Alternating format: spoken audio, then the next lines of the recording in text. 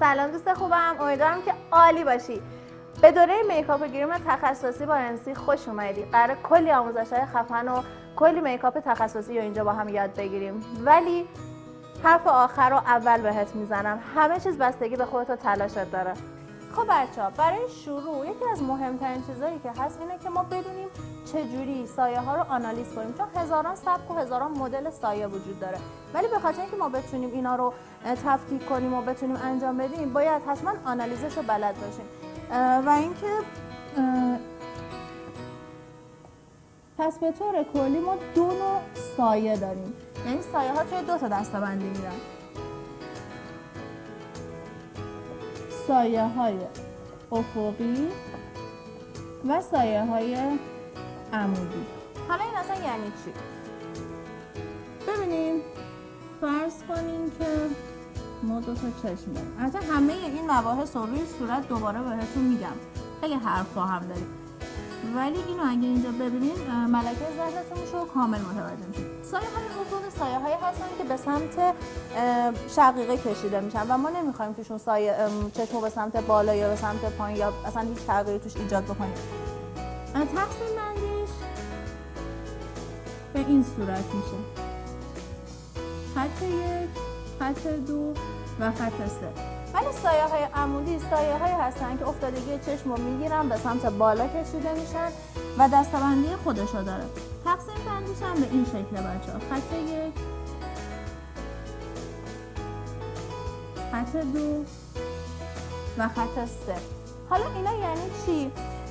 شما از این به بعد هر سایه یا هر عکسی که ببینید میتونید خود آنالیز کنید. مثلا میگه خط 1ش که خط پلک ما هست مثلا رنگ نخودی خورده، خط 2ش فلان رنگو خورده و خط 3 این رنگو داره.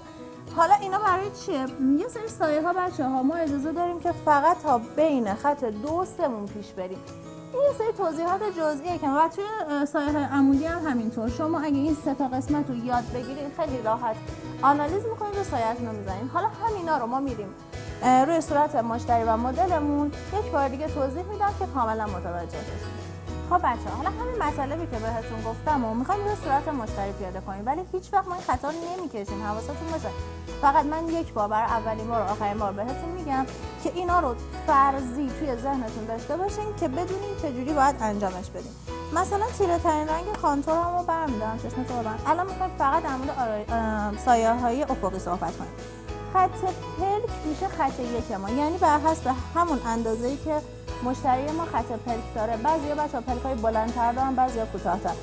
اون میشه نشونه ما و خط 1 ما رو مشخص میکنه. ببینید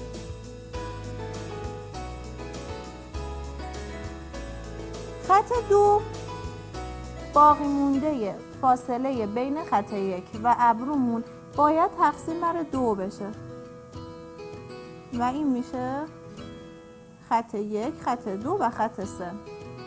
همین مباحثی که الان تئوریشو بهتون گفتم و میخوام به صورت عملی روی صورت مشتری براتون میکشم خطوطو. فقط حواستون باشه این خطوط یه سری خطوط فرضی هستن که ما به کمک اینها میخوایم سایه هامون رو آنالیز بکنیم.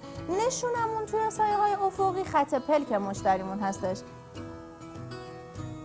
خط پلک جاییه که وقتی مشتری چشمش رو باز میکنه نه بالاتر و نه پایینتر قرار میگیره و حد فاصله خط 1 تا ابرومون خط 2 و خط 3 میشه. حالا امکان داره این خط فاصلمون خیلی بیشتر بشه یا امکان داره خیلی کوتاه‌تر باشه که بستگی به مشتریمون داره. در مورد سایه های عمودی هم همینطور. ما این سری از این سمت پلک رو به 3 قسمت تبدیل میکنیم: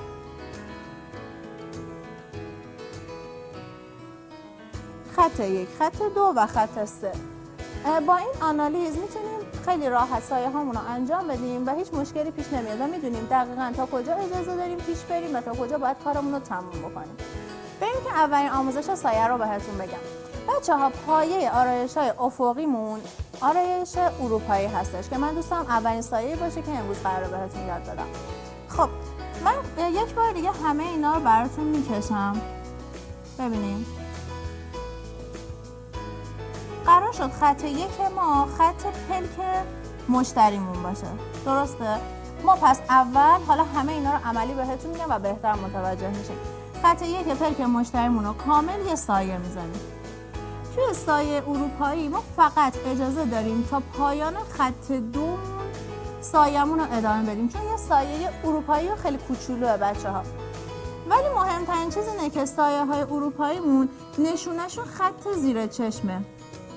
وقتی که از زیر چشم صاف میایم بیرون، چون قرار افقی باشه دیگه، به سمت شقیقه حرکت کنیم، صاف میایم بیرون و انتهای چشممون رو یه برش کوچیک ایجاد میکنیم.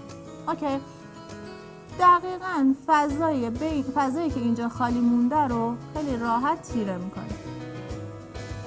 فقط اجازه داریم تا وسط خط 2 تیرگیمون رو ادامه بدیم و بین این حد فاصله رو با یه رنگ سومی خیلی سبک سایه میدیم. اوکی، پس سایه اروپایی ما فقط تا خط 2 تموم میشه و خط 3 مون کاملا روشن. حالا میتونیم این خط رو خیلی همرنگ پلکمون بزنیم، میتونیم اون رنگی که انتخاب کردیم و زیر ابرو رو کامل اون رنگ رو استفاده بکنیم. بچه‌ها بهتون گفتم اولین چیزی که خیلی مهمه توی دوام سایه‌مون پرایمر هست، انتخاب پرایمر مناسب که میتونید بر حسب بودجه‌تون، بر حسب برند سایه‌تون رو انتخاب کنید. باید خیلی یه دست زده شه بچه‌ها. وقتی که چشم مشتریمون بسته است، اگه باز کنه یه سری خطوط ایجاد میشه که همونها دوباره توی سایه‌مون خودشون رو نشون میده. پس خیلی یک دست و تمیز پرایمرتون رو پشت چشم فید میکنید. ببینید خیلی یک دست. حالا همون جوری که گفتم خطوط فرضیمون رو که ما داریم، الان من فقط میخوام خط 1 چشممو سایه بزنم. وقتی پرایمر رو زدیم بچه‌ها فقط به صورت ضربه‌ای، یعنی من سایه‌مو میذارم و برمیدارم. این مبتدی ترین سایه‌ایه که من میخوام بهتون یاد بدم. ببینید خیلی راحت خطوط فرضی رو تو ذهنتون داشته باشین و خط 1 که همون خط پلک اون میشه رو ببینید فقط به صورت ضربه‌ای و یک دست سایه میزنید. من الان رنگ سفید رو براتون انتخاب کردم که کارو خیلی بهتر نشون بده. یه مسئله که خیلی برام مهمه اینه که یکی از مهمترین مسائل توی سایه زدن مراحل کاره. یعنی دقیقاً دوست دارم همون چیزی که بهتون میگم رو اجرا کنید. وقتی سایه زدیم و پشت چشم کاملا خوش شد، حالا میایم خط چشممون رو میکشیم.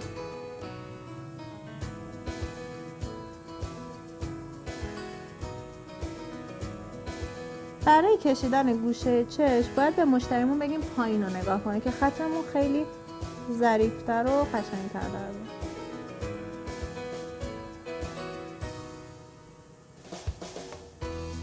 پس این شد مرحله دوم. حالا با استفاده از آکوا و قلم 3-0 باز کن. همونجوری که بچه‌ها براتون توضیح دادم توی توضیحات تئوریمون، قرار شد پایین پلک مشتریمون رو نشونه قرار بدیم و از اونجا یه خط به سمت بیرون بکشیم. درسته؟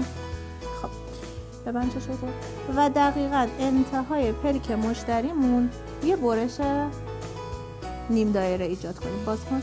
دقیقاً این فضاهایی که برای ما باز میمونه رو با آکوامون کاملا پر میکنیم. فقط خط 2 رو فراموش نکنیم. ما توی اروپایی یکمون که پایه آرایش های افقی مونه فقط اجازه داریم تا خط 2 کارمون رو ببریم و اصلا از خط 2 بیرون نمیایم، چون یه کار لایت و خیلی کوچولوه. حالا هم میتونیم این کار رو به صورت تک رنگ انجام بدیم یا میتونیم با 2 رنگ انجام بدیم. حالا یه نکته خیلی مهمی که اینجا داریم اینه که وقتی مشکیتون رو گذاشتین، آکواتون رو گذاشتین، ما نمیریم بچه‌ها این پایین رو دست بزنیم. فقط تو این مرحله مرزای کارمون فید میشه و به صورت دورانی و به طول. ببینید قرار ما مشکیمون رو داشته باشیم، هیچ وقت مشکیتون رو از بین نبریم. و دائما برای چی من از گوش پاکن استفاده میکنم؟ چون که بتونم خیلی سریع عوضش کنم که کارم کثیف نشه و این تیرگی رو با خودش بالاتر نیاره. خط دومو ببینید بچه‌ها تقریبا اینجاست. من هنوز جا دارم، هیچ مرزی نباید توی کارم باشه. بالا نگاه کن و از زیر هم همینطور. فقط مرزای کارمو به آرومی فید میکنم.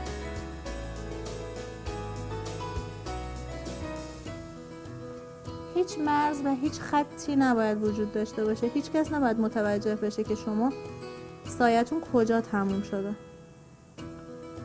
چون مرزی وجود نداره. اینو انقدر میگم تا قشنگ براتون جا بیفته. بچه الان ما مرز داریم به هیچ عنوان. حالا این تیرگی رو میدونم براتون ساره که کجا تموم کنیم که وقتی میاد توی پیک دقیقاً باید این تیرگی ما وسط پیک تموم شده باشه. یه نکته خیلی مهم اینه که هیچ سایه، یعنی آکوا یا هیچ سایه چربی به تنهایی موندگاری نداره و هیچ سایه چربی هم به تنهایی. پس ما هر کاری که میکنیم، مثل اینجا که پرایمرمون رو زدیم روش اومدیم سایه خشک رو زدیم، وقتی آکوامون رو میایم دقیقاً یک بار دیگه با سایه خشکمون این کار رو تکرار میکنیم. دقیقاً همون جایی که آکوا مشکیمو گذاشتم، باز کن، همون جایی که آکوا مشکیمو گذاشتم سایه مشکیمو میذارم، قلممو کامل پاک میکنم چون نمیخوام دیگه مشکی بیاد بالا. مشکیمونو گذاشتیم، فقط و فقط مرزا.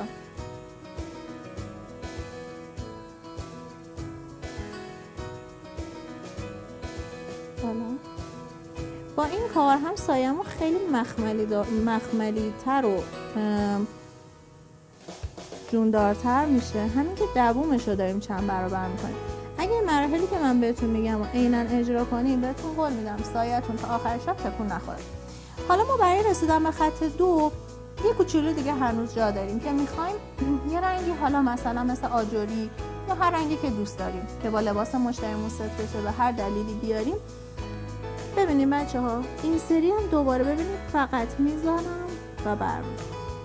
چرا؟ چون میخوام از پایین با مشکیم فیدش کنم، اوکی، و از بالا تو کرم پودرم یا همون پرایمری که زدم فید بشه. اینجا هم دوباره نباید هیچ مرزی وجود داشته باشه. به همین راحتی.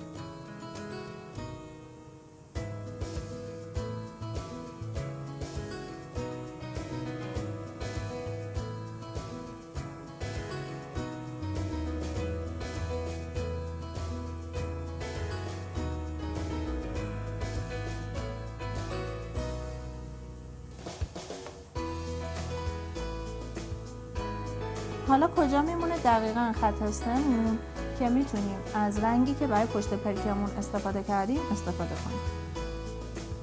یه نکته‌ای که بر من خیلی مهمه اینه که همیشه زیر ابرو رو از وسط ابرو بذارین، سایه رو به این سمت و به این سمت فید کنیم. چرا؟ چون اگه از سر ابرو شروع کنیم هر کاری کنیم اون یه کوچولو مرز رو ایجاد میکنه، ولی این شکلی به هیچ عنوان. بالا می‌کنیم. دقیقاً همین مراحل رو زیر چشمم تکرار میکنیم. رنگ آجوریمون رو میذاریم.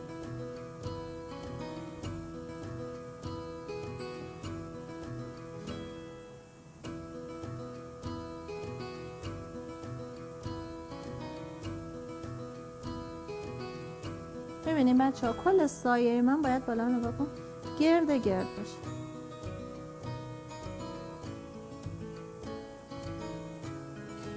نکته خیلی مهم و کاربردی اینه که وقتی ما دیگه به زیر چشم میرسیم مطمئنا پرایمرمون اون قدرت خودش رو از دست داده و یکم تو پوست رفته، پس یه بار دیگه یه کوچولو پرایمر رو میذاریم جلوی چشم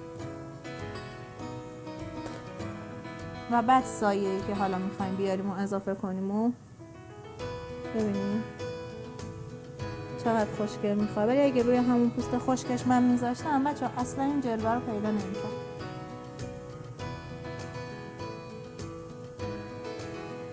سعی میکنیم از تیرگی بیاد و کاملا توی سفیدمون محو بشه به همین راحتی. وقتی سایمون کامل شد خط چشم پایین رو با قلم 3-0 بچه‌ها خیلی راحت. همیشه بچه‌ها یه نکته بهتون بگم، انگشت کوچیکتون رو پایه روی صورت مشتریتون قرار بدین که این فقط دستتون حرکت کنه، اون وقت دیگه هیچ لرزشی نداره. ولی اگه اینجوری تو هوا بگیرین مطمئنا لرزش داره دستتون و اصلا قشنگ در نمیاد.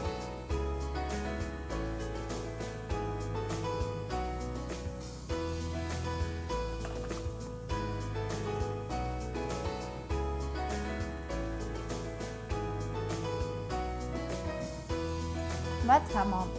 بچه برای اینکه داخل چشم مشکی بکنیم یه نکته‌ای که خیلی مهمه اینه که پلکو به سمت پایین بکشین که نوک مدادتون به چشم مشتری برخورد نکنه و باعث بشه که اشکش بیاد و کارتون خراب شه. ببینید به همین راحتی.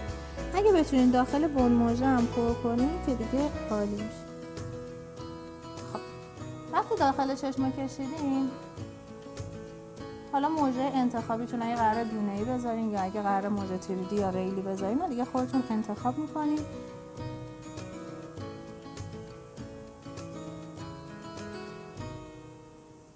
یه کوچولو قرار شد مکس کنیم که چسبمون خودشو بگیره.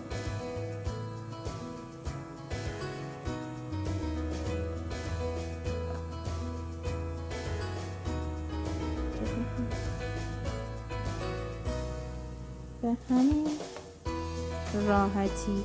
ببینیم بچه‌ها فقط وقت بذارین واسه هر مرحله از کارتون، وقت بذارید. وقتی مطمئن شدین اون مرحله رو درست انجام شد نیمه باز بشه. وقتی مطمئن شدین اون مرحله رو درست انجام دادین مرحله بعدی رو بزنید. حالا یا با پنستون یا با نوک قیچی ببینید این خط موجه رو چند بار تکرار کنید که خیالتون راحت باشه تمام نقاط موجه یه دست چسبیده. بازم عزیزان خیلی هم عالی.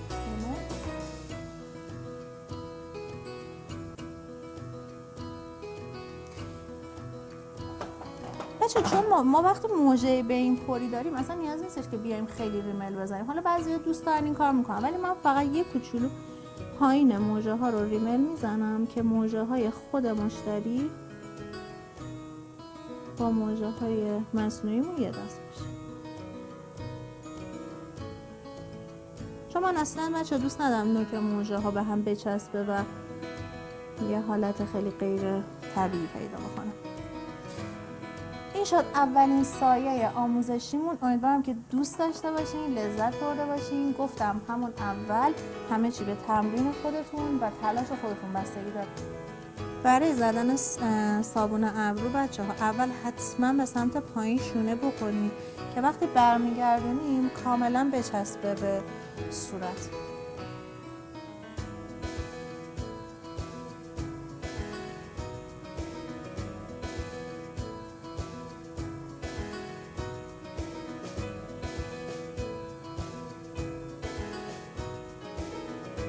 البته حتما توی یه جلسه خیلی مفصل در مورد کلا ابرو کشیدنم براتون توضیح میدیم و آموزشش هم میذارم.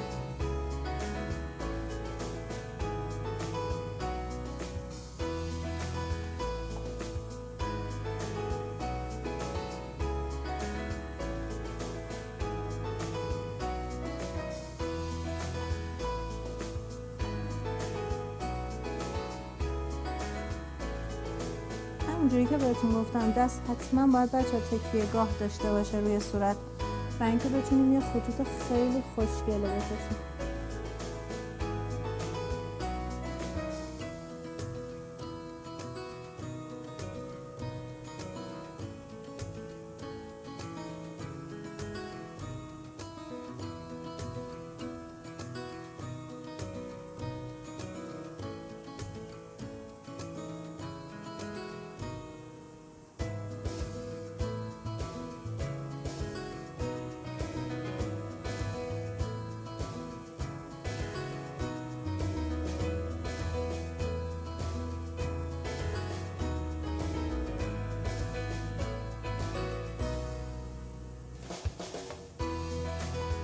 همیشه اول بهتون گفتم خطوط بالا و بعد میزکاریه زیر ابرو.